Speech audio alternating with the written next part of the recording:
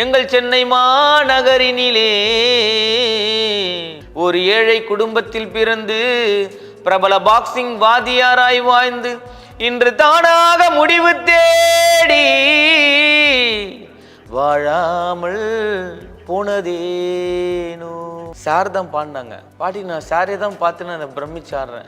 Shooting ஸ்பாட்லேயே Trisha மேமும் பாட ஆரம்பிச்சாங்க. எனக்கு ரொம்ப மகிழ்ச்சி. ஒரு வெறித்தனமாக ஆடுவார். அப்படியே நிஜ வாழ்க்கையில் நடக்கிற மாதிரி எல்லாம் டைலாக் சொல்லி கொடுத்துட்டாங்க. சொல்லி கொடுத்துட்ட போது சார் வராங்க, விக்ரம் சார். நிலா அப்படின்னு டைலாக் மறந்துச்சு. குழந்தை மாதிரி பேசணும்னு என்னை கலாய்க்கிறார் பழுகுது அப்படின்னு சொன்னேன்னு நான் அப்படியே ஷாக் ஆகி நின்ட்டேன். என்னப்பா ஆச்சு? இல்லை சார் காமெடி பண்ணுறது.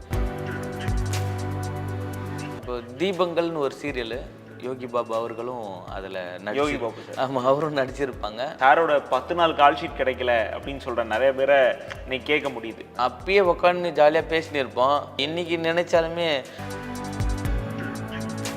ஒரு பாடலோ ஏதாவது ஒரு ஃபேம் கிடச்சிருச்சுன்னா அதை ஒரு பெருசாக பூதாகரமாக காட்டி அதை வச்சு தனக்கு விளம்பரம் தேடுறவங்க இருப்பாங்க. உண்மையிலே பாடியிருக்கீங்க, நம்ம தான் பாடுறோம்.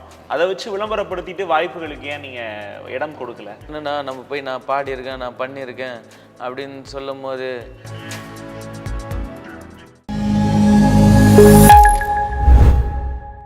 சினிமா தொடர்பான நேர்காணலை தொடர்ந்து நாதஸ் நடத்திட்டு வருது. அந்த வகையில் கானான்றது இன்றைக்கு இருக்கிற தமிழ் சினிமாவில் தொடர்ந்து அந்த கானா பாடல்களுக்கான வரவேற்பு அதிகரிச்சிருக்கு.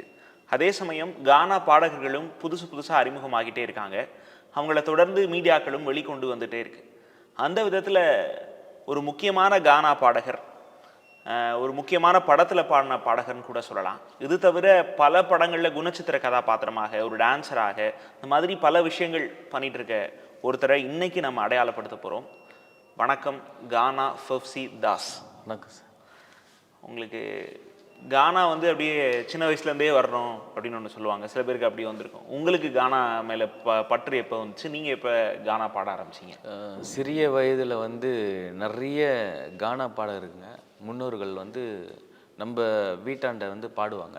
நமக்கு வீடு எங்கே முதல்ல? சின்னத்தரிப்பேட்டை, சிந்தாதிரிப்பேட்டைன்னு சொல்லுவாங்க. ஸோ அங்கே தான் கானா உருவாச்சு. அப்போ முன்னோர்கள்லாம் பாடும்போது அந்த இடத்துல சிறிய வயதில் போயிட்டு உக்காந்தி அந்த கேட்ட ஞானங்கள், அந்த 6 வயசில் கேட்ட ஞானங்கள் அப்படியே கொஞ்சம் படிப்படியாக கேட்டு அதுக்கப்புறம் ஒரு 12 வயசில் பாட ஆரம்பித்தேன். 12 வயசில் 12 வயசில் பாட ஆரம்பித்தேன். அப்போ தான் ஒரு நீங்கள் முதல்ல எங்கே பாடினீங்க ஞாபகம் இருக்கா? முதல்ல எங்கள் ஊர் தெருவில் தான் பாடினேன். அப்போ பாடும்போது எனக்கு நானே பாட்டு எழுதி பாடினேன் அந்த 12 வயசில். அப்போ எனக்கு நானே பாட்டு எழுதினா அப்போ எனக்கு சுதந்திரம் கிடையாது. எங்கள் வீட்டில் எங்கள் அம்மா என்ன பண்ணுவாங்களோ அங்கெல்லாம் போகக்கூடாது, அதெல்லாம் பாடக்கூடாது, இதெல்லாம் பண்ணக்கூடாது அப்படின்னு சொல்லிட்டு இந்த மாதிரி நிறைய விஷயங்கள் சொல்லும் போது நான் பாடும்போது இட்டுன்னு வந்துடுவாங்க. அப்போ என்னடா அது நம்ம பாட முடியலையா பாட்டு அப்படின்னு சொல்லும் போது அப்போது நான் பாட்டு எழுதுறேன். என்னன்னா சுதந்திரம் கிடைக்கலையே அப்படின்றதுக்காக பாட்டு. 6 அடி நிலந்தானே தேடுறேனேம்மா, அந்த 6 அடி நிலமும் எனக்கு கிடைக்கல. சொத்திருந்தும் பத்திருந்தும் பாசம் இல்லையா, நான் போகும்போது கூட பூ இறைக்கவில்லையா அப்படின்னு பாடிருங்க அதை. 6 அடி நிலந்தானே தேடுறேனம்மா, அந்த 6 அடி நிலமும் எனக்கு கிடைக்கல. சொத்திருந்தோம் பத்திருந்தோம் பாசமில்லையா, தாசு போகும்போது கூட பூவை இறைக்கவில்லையா. 6 அடி நிலந்தானி தேடுறேனம்மா, அந்த 6 அடி நிலமும் எனக்கு கிடைக்கல. ஸோ இந்த மாதிரி பாட்டு அப்படியே எழுதி 12 வயசுலேயே. ஆமாம், அப்படி பாட ஆரம்பிச்சுன்னு அதுக்கப்புறம் மற்றவங்க பெரியவங்க பாடும்போது இதுதான் கானா ஸ்டைலா, மற்றவங்க பேரை வச்சு இதுதான் பாடணுமா அப்படின்னு சொல்லிட்டு அப்போ அதெல்லாம் கேட்டுக்கிட்டு அதுக்கப்புறம் அப்படியே படிப்படியாக பாட ஆரம்பித்தேன். நண்பர் கூட சேர்ந்து இணைஞ்சு அப்படியே ஒரு கச்சேரியாக அப்படி போகும்போது மைக்கு ஸ்பீக்கர் இல்லாமல் பாடினேன் அந்த காலத்தில். அப்போ முன்னோர்களும் அப்போது மைக்கு ஸ்பீக்கர் இல்லாமல் அன்ன கூட சொம்பு, கிளாஸு, தவளை, குடங்கள், பித்தளை குடம், ஸ்டீல் குடம், இந்த மாதிரி இன்ஸ்ட்ருமெண்டெல்லாம் யூஸ் பண்ணேன். ஆமாம், அப்போ கிடையாது. அப்போது நான் கொஞ்சம் தெளிவாக ஒரு 15 இல்லை 18 வரும்போது தான் டோலாக்கே வருது.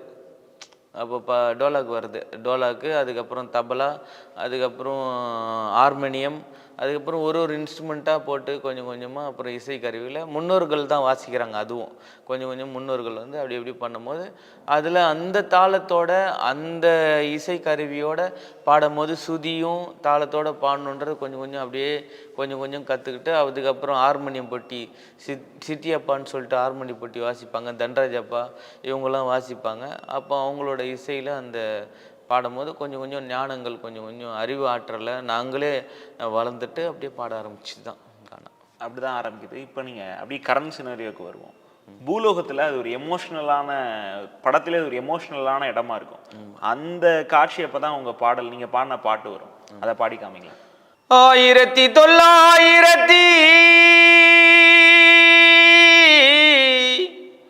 1960ஆம் வருடம் எங்கள் சென்னை மாநகரினிலே சென்ட் ஜார்ஜ் கோட்டை அருகினிலே ஒரு ஏழை குடும்பத்தில் பிறந்து பிரபல பாக்ஸிங் வாதியாராய் வாழ்ந்து இன்று தானாக முடிவு தேடி வாழாமல் போனதேனோ எங்கள் ரத்தினமையா,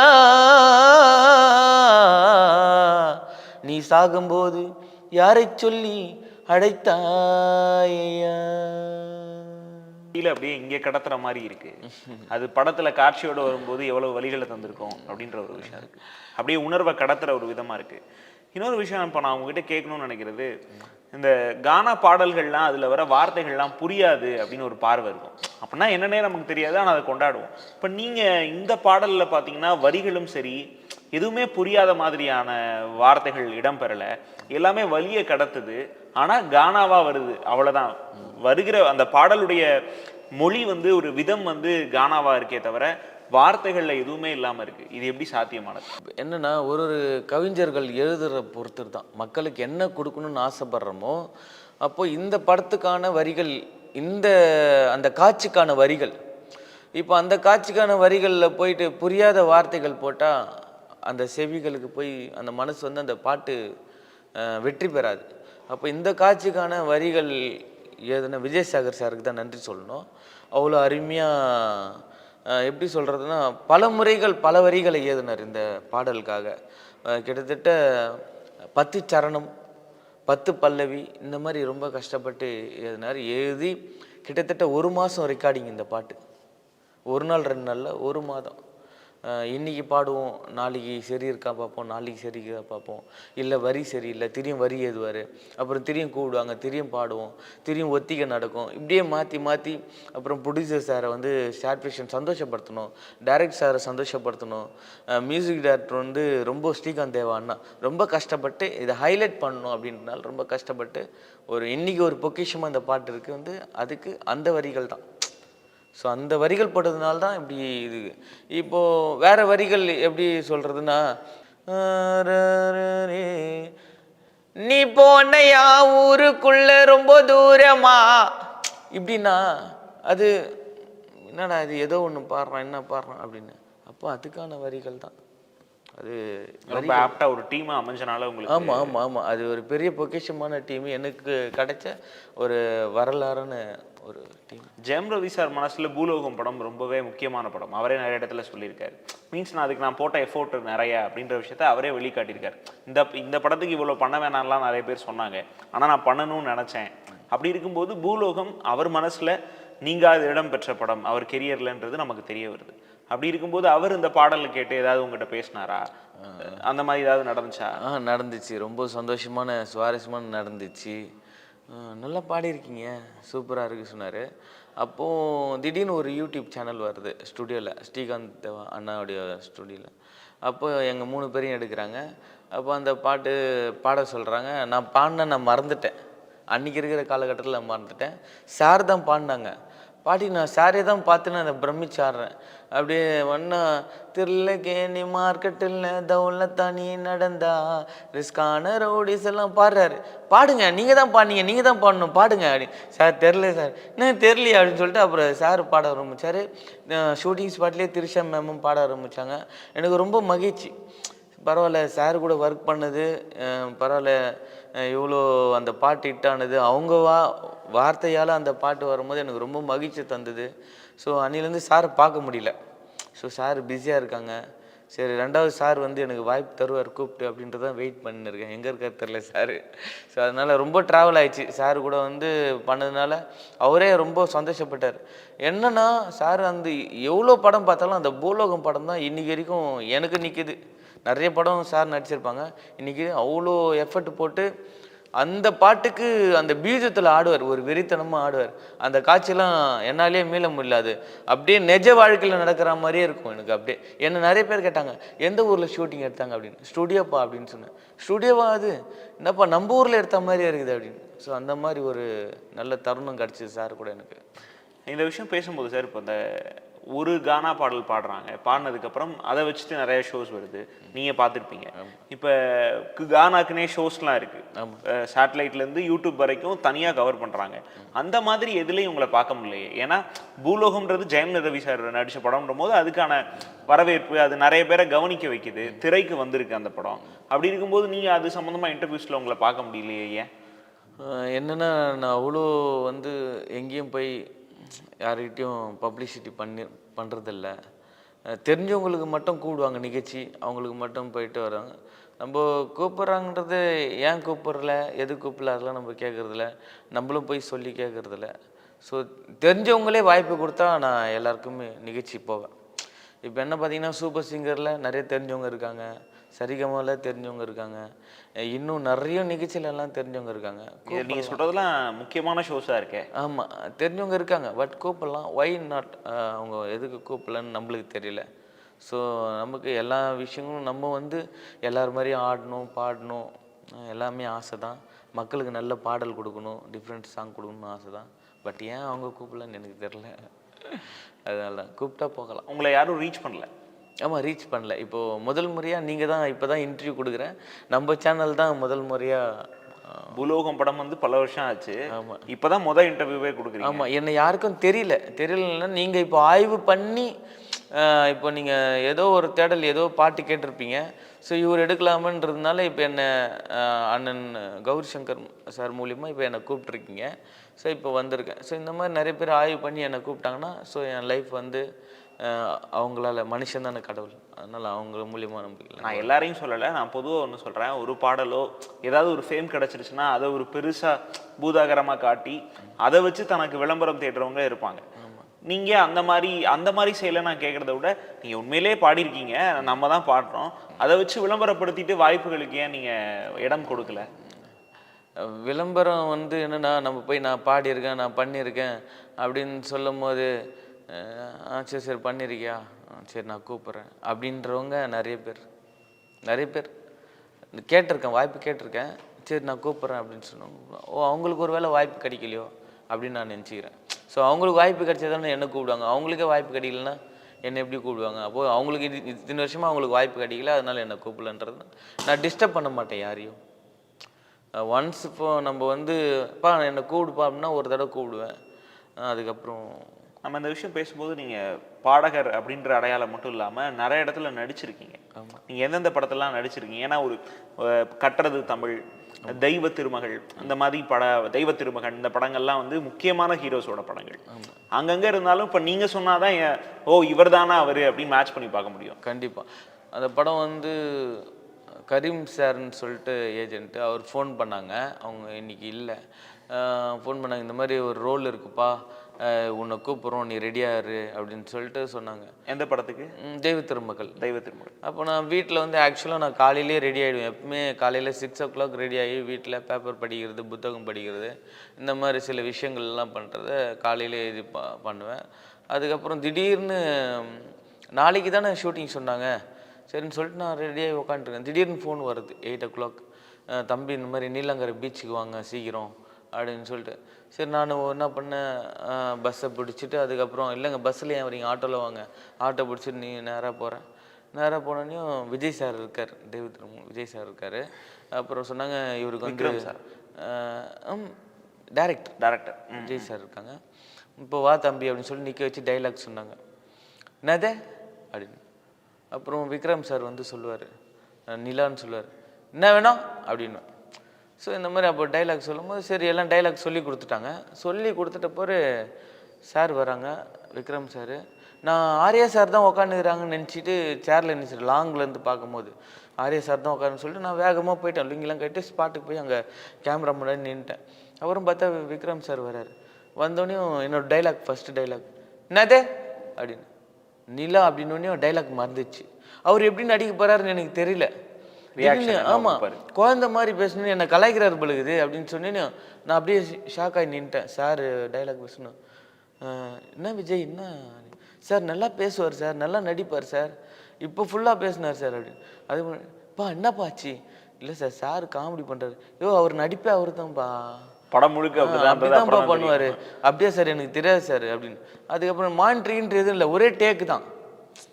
ஏதாவது மானிட்ரின்ட்டு பண்ணால் பரவாயில்ல, தெரியும், ஒரே டேக்கு தான். அப்புறம் அப்படின்னு சொன்னேன், என்னது என்ன வேணும் நான் சொல்கிறேன், அந்த இடத்துக்கு போ, கீழ் ஜோப்பில் வைக்காத மேல் ஜோப்பில் வச்சுக்கோ அப்படின்னு. நான் அதுக்கப்புறம் கரெக்டாக போனோம். சூப்பர் தம்பி நல்லா பண்ணேன், வாழ்த்துக்கள் அப்படின்னு சொல்லிட்டு சொன்னேன். எனக்கு ரொம்ப சந்தோஷமாயிடுச்சு அது. அப்புறம் ஜீவன் சார் சொன்னாரா? ஆமாம், விக்ரம் சார் சொன்னார்.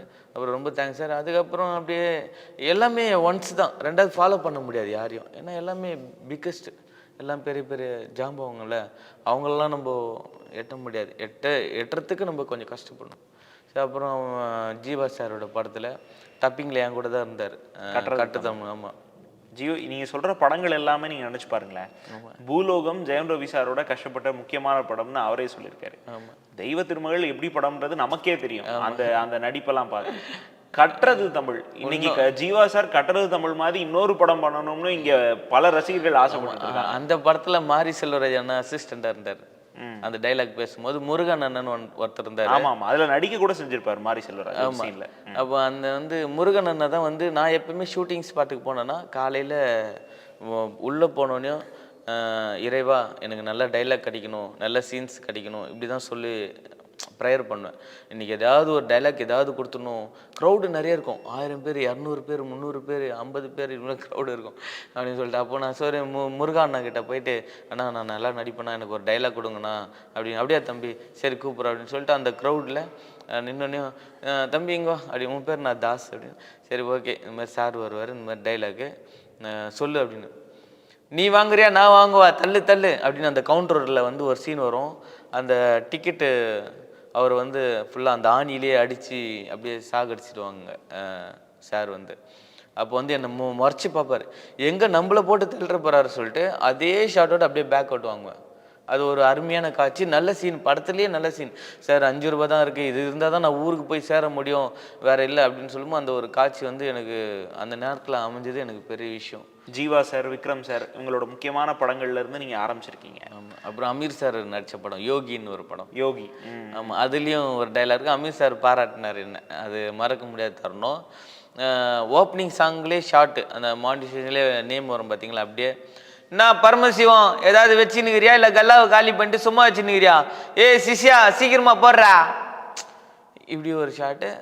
இப்போ டைலாக் மோகன் சார்ன்னு சொல்லிட்டு அசோசியேட்டாக இருந்தார். இப்போ அவர் தான் பஞ்சு மிட்டாயோட டைரக்டர் மோகன் சார்.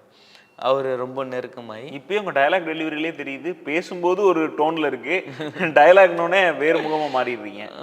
அப்போது என்னென்னா, அப்போது டைலாக் பேசிட்டேன். அப்போ அமீர் சார் சொன்னாங்க, தம்பி லாஸ்ட்டாக ஒரு டைலாக் பேப்பர்லேயே இல்லாத ஒரு வரி சொன்னிய, அதை சேர்த்து சொல்லு அப்படி. என்ன சொன்னேன், சிசியா சீக்கிரம் போடுறா அப்படின்னு. ஸோ அந்த வரியை நீ சேர்த்தே சொல்லலாம்ப்பா, நீ ஃப்ரீடமாக நடிக்கலாம் அப்படின்னாரு. ஸோ அந்த நேரத்தில் அமீர் சாருக்குலாம் ரொம்ப நன்றி. ஏன்னா யாருமே அப்ரோச் பண்ண மாட்டாங்க, பா நான் என்ன டைலாக் கொடுக்குறேனோ அதை மட்டும் பேசு அப்படின்வாங்க. ஆனால் அந்த இடத்துல கூட எனக்கு ரொம்ப சந்தோஷம். மோகன் சார் கூட தேங்க்ஸ், டைரக்டர் அவருக்கு. அது மாதிரி அவரும் பஞ்சு மிட்டாயில் எனக்கு நடிக்க வச்சு ஒரு டைலாக்கும் கொடுத்தாரு, பாட்டும் கொடுத்தாரு மோகன் சார். அது மாகாப்பா நடித்த படம். அது நல்ல வரவேற்பான படம் தான், நல்ல செம்ம கதை அது. அதில் பாட்டு ஆமாம், அதில் துண்டு பிட் சாங் பாடியிருப்பேன், இதில் டப்பிங்கில் பாடியிருப்பேன். கலக்கிறான் கலக்கிறான் கலக்கிறான் பாலை ஊற்றி கலக்கிறான், பார்க்குறான் பொண்ணை மறைச்சி பார்க்குறான், கரெக்டு பண்ண அவன் நினைக்கிறான். ஸோ அந்த மாதிரி அந்த டீ கடையில் பால் ஆற்றுவார், அப்போ ஹீரோனி வரும், அப்போ அந்த கேப்பில் இந்த சாங்கு அப்படி பாட்டு டான்ஸ் ஆடுற மாதிரி டைலாக்கு இதெல்லாம் கொடுத்தாங்க. இந்த மாதிரி ஒரு படமும் ஹார்ட் ஒர்க் போட்டு தான் வேலை பண்ணுறது. அதான் அந்த காலகட்டம் பார்க்கும்போது கட்டுறது தமிழ் தொடங்கி இன்னைக்கு பஞ்சு மிட்டாய் வரைக்கும் சினிமாலே இப்போ நிறையா டிரான்சிஷன் இருக்குது. நீங்கள் சொல்கிறத பார்த்தா ரொம்ப ரொம்ப முன்னாடியே சினிமாக்கு வந்திருக்கீங்க அப்படின்றது புரியுது. ஆமா. ரொம்ப நாளா டிராவல் பண்ணிட்டு இருக்கீங்க அதுல. ஆமா. இன்னைக்கு வந்து அன்னைக்கு உங்க கூட நல்லா நல்லா பேசிட்டு வந்திருப்பாங்க, நல்ல ஆக்டர்ஸா அன்னைக்கு உங்களோட டிராவல் பண்ண ஆரம்பிச்சிருப்பாங்க. இன்னைக்கு பெரிய நடிகர்களா இருக்க யாராவது இருக்காங்களா? இப்போ தீபங்கள்னு ஒரு சீரியலு, தளபதி சார் டைரக்ஷனு. ம். அவர் இன்னைக்கு வந்து சின்ன திரை இயக்குனர் சங்கத்தோட தலைவராக இருக்கார் சார். அவர் தீபங்கள் சீரியல் எடுத்தார். அப்புறம் ஆடிஷன் மாதிரி போயிட்டு அப்போ செலெக்ஷன் பண்ண யோகி பாபு அவர்களும் அதில் யோகி பாபு சார். ஆமாம், அவரும் நடிச்சிருப்பாங்க.